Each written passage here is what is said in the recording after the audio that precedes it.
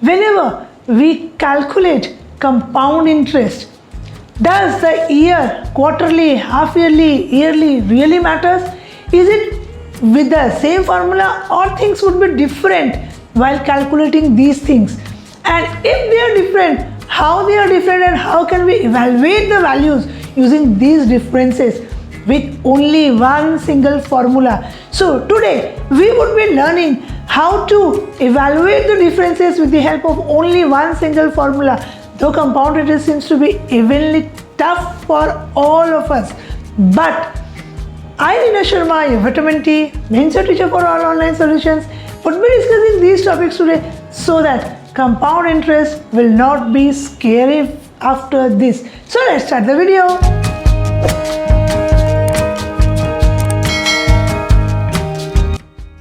Hello foreverians. So our today's topic is compound interest, the most toughest topic which my students think.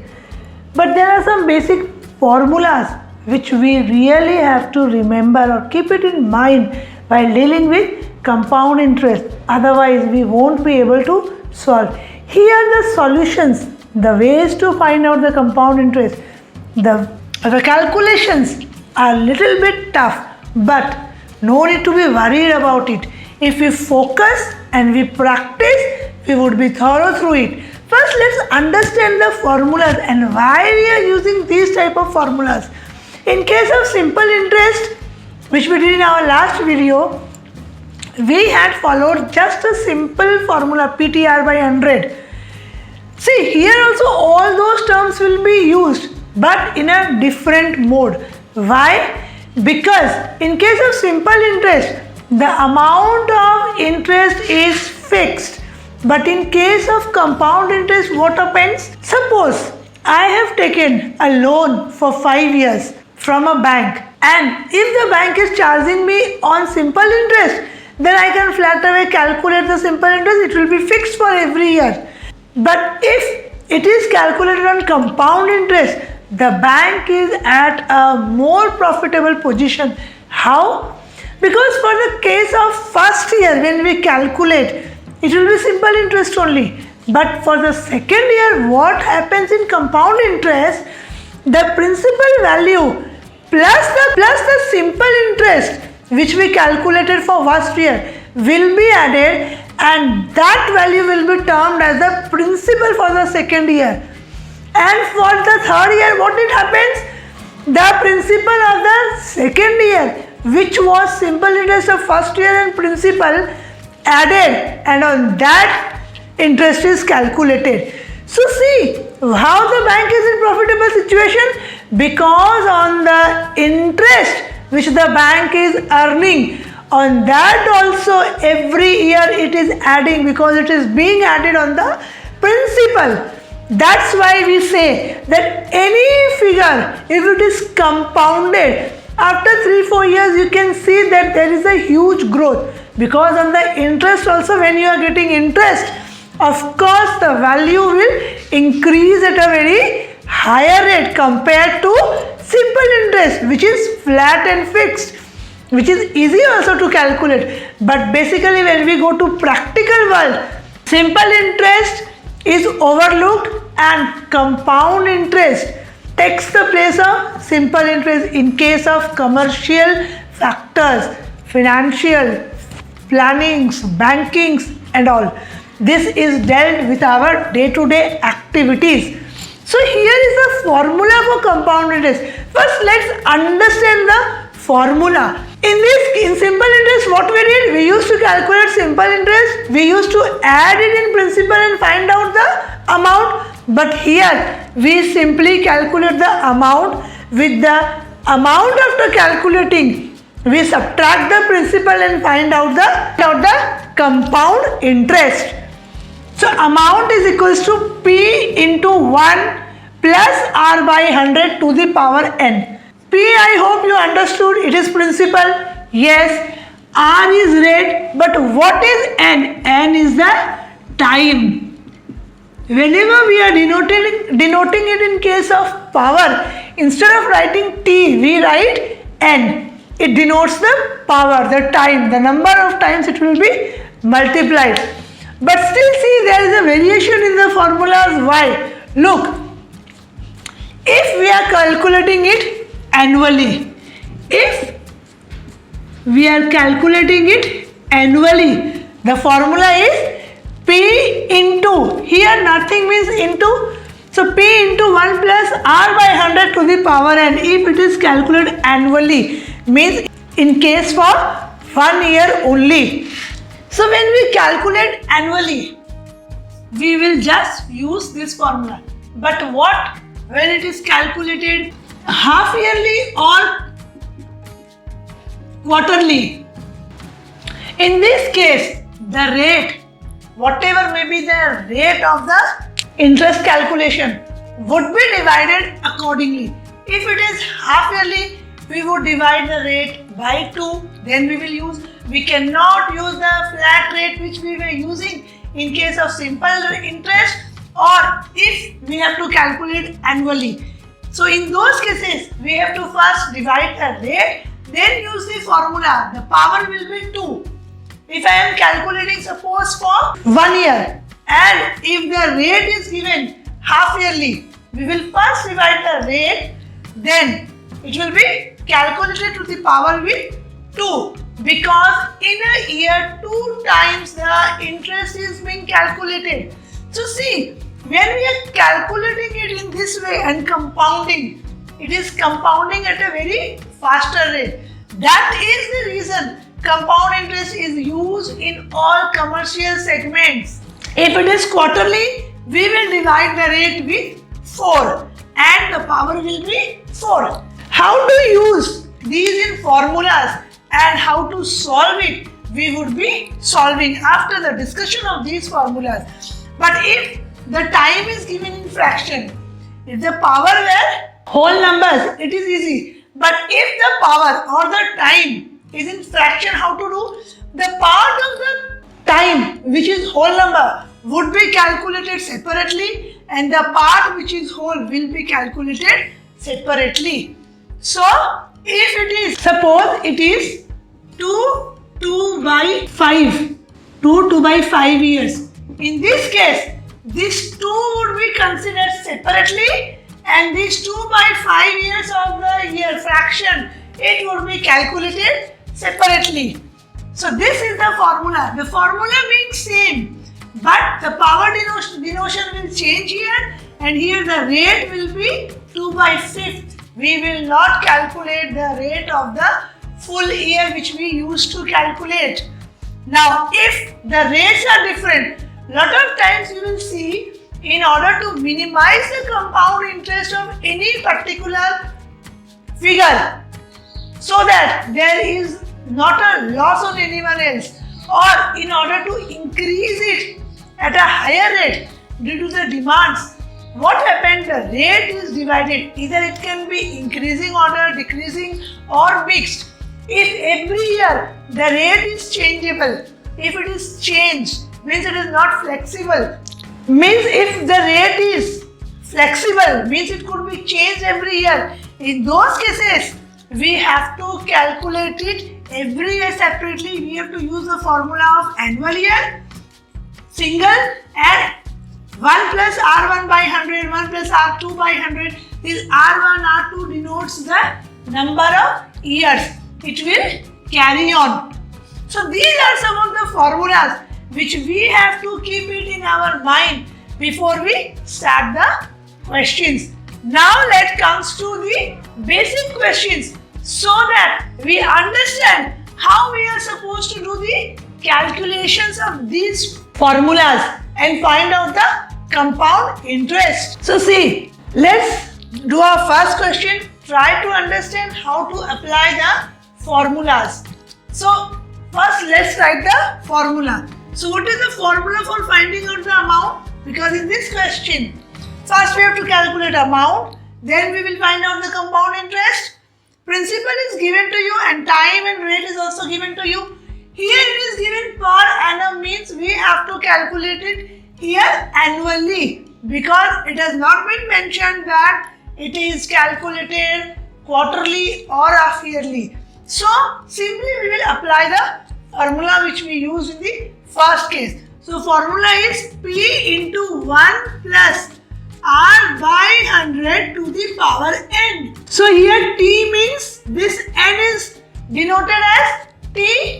So if I place the formula, P is 2500, 1 plus R is 10 by 100 to the power 2. We will write it twice. So this is a fraction. I can just make it more simpler form so that it is like this. This is now, if I calculate 2500 by, it is now 11 by 10 to the power 2. How 11? Just solve it. The addition of fraction when we did, we got it 11 by 2. So this is equals to 2500 into 11 by 10 into 11 by 10. To make it more simpler, just 25 into, so this amount is coming to 3025. Now when I know the amount, I can simply calculate the compound interest. How?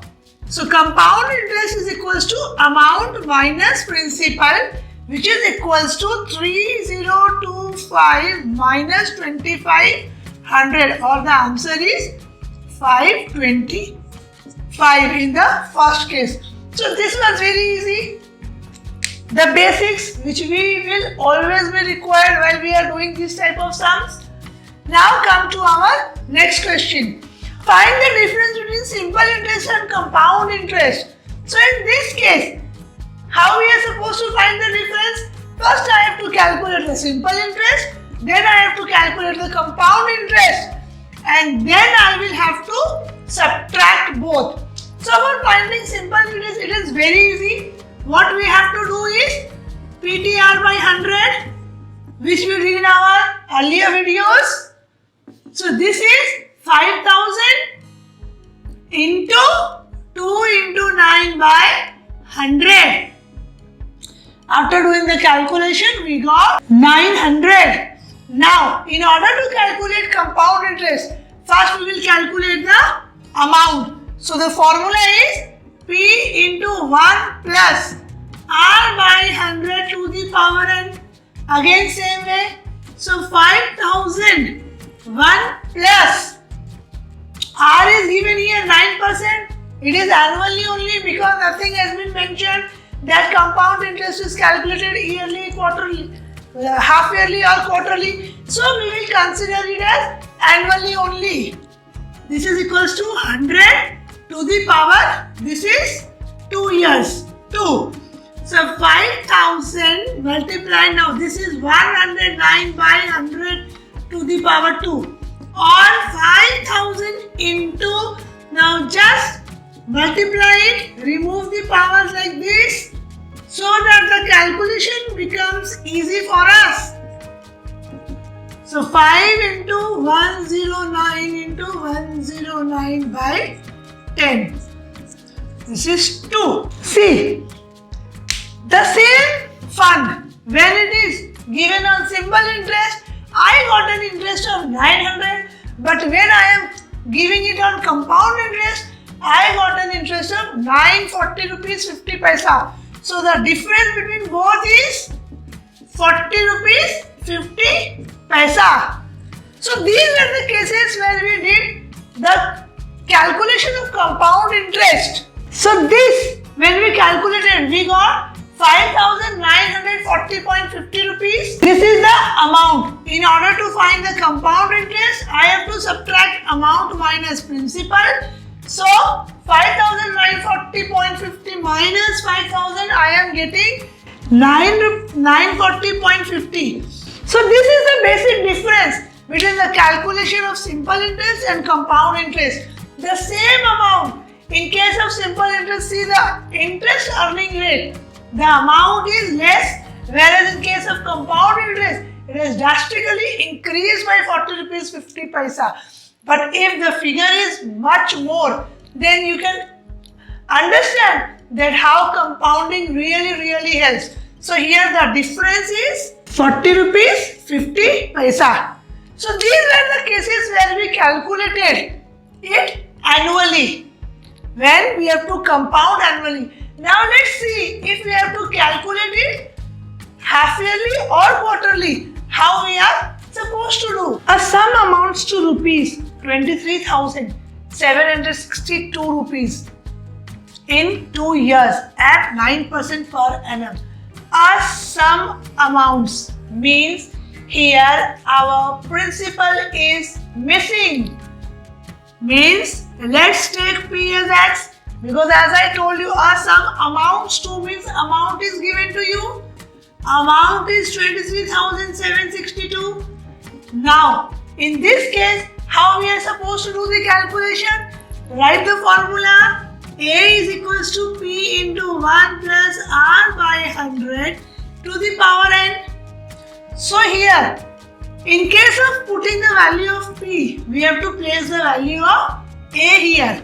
23,762 is equals to, just write X in case of P. Now do the rest of the calculations. 1 plus R is 9 by 100 to the power 2. So it is calculated for 2 years. So 23,762 is equals to X by 109 by 100 into 109 by 100. Isn't it? So how are we supposed to do in this case now? 23,762 is equals to X. Just multiply 109 into 109. If we can do the square root, or we can also write the square root also if we are very thorough with it, or we just can multiply and write, which is coming to 11881 by 10,000. Now just cross multiply and find the value of X. 23,762 into 10,000 by this is equals to X. So this is equals to, so this is coming to 20,000. So now we understood, when one of the factor, if amount is given and we have to calculate the principal value, how we are supposed to do the calculations? So now let's see the next question. So see our next question. Harpreet borrowed 20,000 from her friend at 12% per annum, that was simple interest, and she lent it to Alam at the same rate but compounded annually. Find her gain after 2 years. So do you really think that if she has taken some money on simple interest and gave it to another person on compound interest, she will gain or she will be at a loss? Of course she will be at a gain, because compound interest always pays you more. So in this case, what to do? First we are supposed to find the simple interest, then we will find the compound interest, and we can identify the gain what she had. So the simple interest is P is this, time is, rate is 12%, time is 2 years. So 20,000 into 12 into 2 by 100, this is coming to, but now see, if I want to calculate the compound interest, I will use the formula P into 1 plus R by 100 to the power n. P is given 20,000, this is 1 plus 12 by 100 to the power 2. So 20,000 into 112 by 100 into 112 by 100. So the amount is 25,088. So compound interest will be the difference of amount and this. So that is coming to 5,088. So of course find her gain. So what is the amount which she gained? So in order to find that, I have to subtract the compound interest and the simple interest. That is 5088 minus 4800, which is coming to 288 rupees. This is the profit which Harpreet had. See our next question. Manoj deposited a sum of rupees 64,000 in a post office for 3 years, compounded annually at 7.5% per annum. What amount will he get on maturity? If the rate of interest is given in fraction, how are we supposed to find out the amount and then the compound interest? Let's see. So amount is equals to P into 1 plus R by 100 to the power n. So rate is equals to 7.5% it is given. We can convert it into improper fraction, that is 15 by 2%. If I am going into decimal, lot of students face problem, but they have learned how to remove the decimal. See how to do it in fraction also.